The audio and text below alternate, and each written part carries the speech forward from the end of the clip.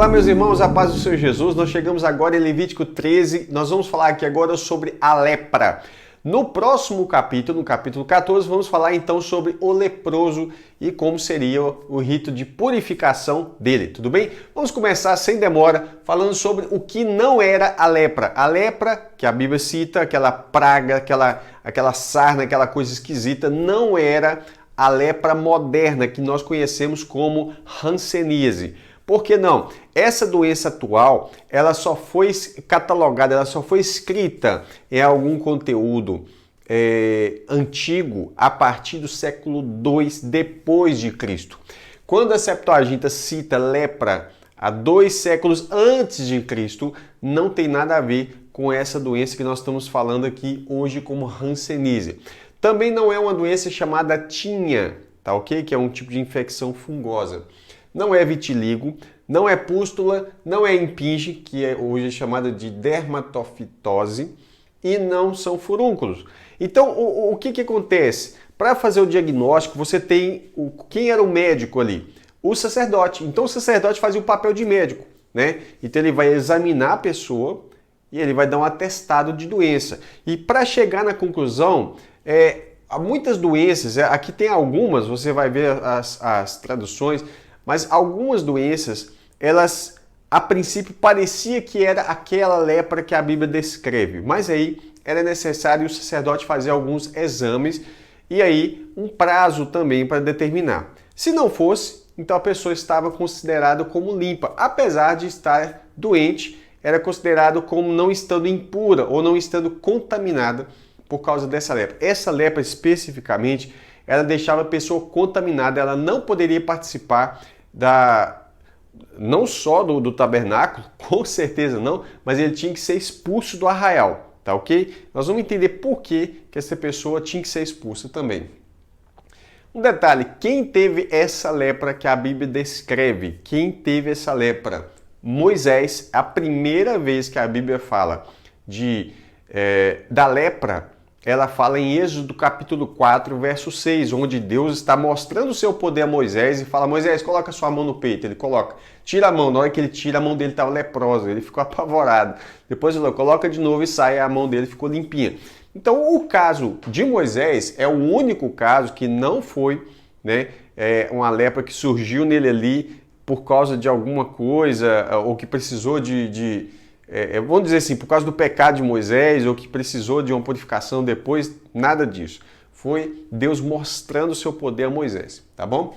Mas aí Miriam, irmã de Moisés, ela pegou a lepra brota nela, né, o corpo dela todinho, e aí o que acontece? No caso de Miriam, foi por causa da rebeldia dela, né? Então, no caso aí, ela ficou afastada, ela ficou distanciada durante 7 dias, e aí, por causa da oração, né, que os seus irmãos, Arão ficou desesperado, pediu a Moisés, não, né, peça ao Senhor, e aí ela ficou 7 dias ainda, Deus não limpou ela na hora, e Deus explica para Moisés o porquê também.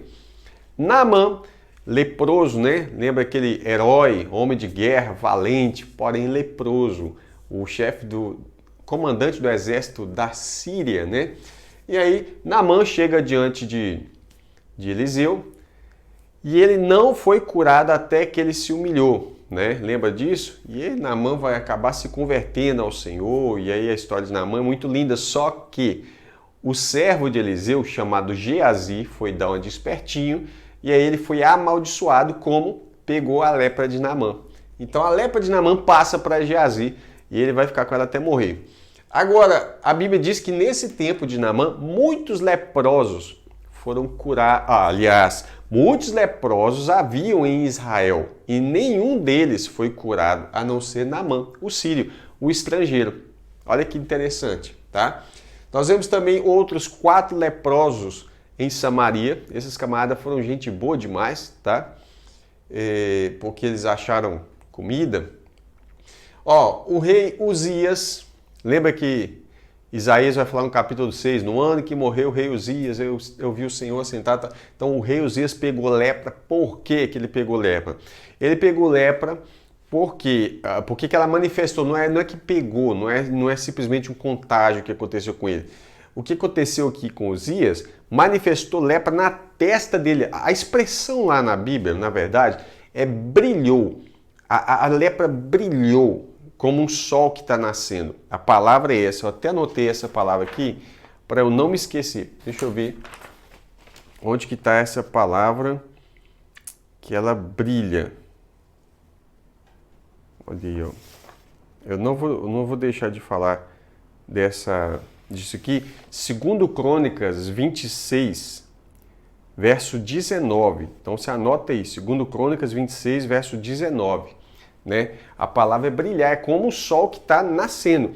Então essa lepra ela brilhou na testa dele aqui, quando ele foi entrar no templo para queimar incenso ao Senhor. Ele não podia, ele não tinha autorização para isso, ele era apenas um rei. E isso mesmo, ele era apenas um rei. Ele não era um sacerdote que estava autorizado a queimar incenso lá dentro do santuário. E aí ele morreu dessa lepra, tá? Não foi curado, ele morreu dessa lepra. Ele morreu com essa lepra, né? Vamos dizer assim. Leprosos, vários leprosos que foram limpos por Jesus e pelos discípulos de Jesus. Jesus limpava os leprosos e também mandou que seus discípulos limpassem os leprosos. Um leproso que adorou a Cristo. Ele chega, adora Jesus e ele vai ser limpo. O Senhor, ele falou assim: Senhor, se o Senhor quiser me limpar, o Senhor pode me limpar. Aí Jesus falou: quero, seja limpo. Né? E os 10 leprosos também, que Jesus curou, porém apenas um voltou para agradecer. Né? Um estrangeiro volta para agradecer. Os outros 9 não estavam nem aí, né? Ingratos. Então a gente está aqui com o leproso. Olha aí a marca da lepra nele, a cara de apavorado, né? A lepra, irmãos, a lepra é uma coisa muito estranha. Essa lepra, como nós falamos aqui, eu sempre vou usar esse termo, essa lepra, né? Para você entender especificamente que se trata de uma lepra específica, tá? Então essa praga, vamos falar assim, porque a Bíblia usa essa expressão também, a gente precisa entender que a lepra é símbolo de pecado.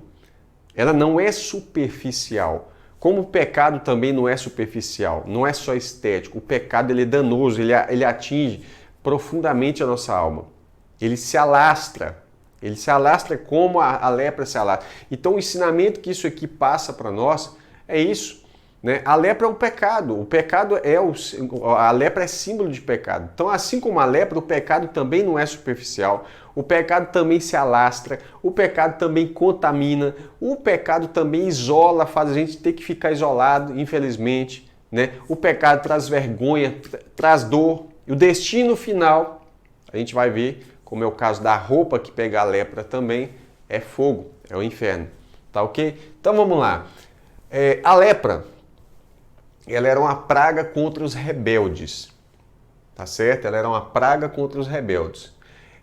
Às vezes ela vinha como fruto de uma maldição também. Quais são as características? O pelo se torna branco. Então, de repente, o pelo ficou branco naquela região. Mas não só isso. Tinha que ter uma combinação. O pelo tem que ficar branco e ela é mais profunda do que a pele. Ela vai ficar com uma coloração branca avermelhada. Deixa eu destacar aqui, porque isso aqui é importante. Né? A praga é branca avermelhada, é mais profunda do que a pele e o pelo torna-se branco. Esses 3 elementos eles têm que estar combinados para caracterizar que é essa praga, que é essa lepra, tá ok? Então nenhuma dessas aqui encaixavam dentro desse contexto aqui. Um detalhe, pelos tornam-se brancos, mas se fosse no cabelo ou na barba, aí os pelos ficariam finos, bem fininhos e amarelados, como penugem, né?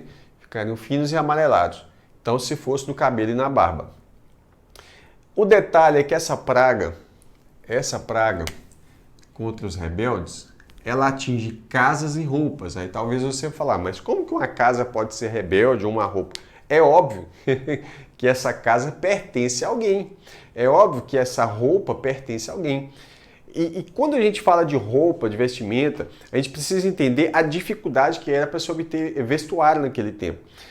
Quando a Bíblia fala que as roupas das pessoas lá, né, você observa o povo sai do Egito, atravessa o Mar Vermelho e entra naquele deserto. 40 anos.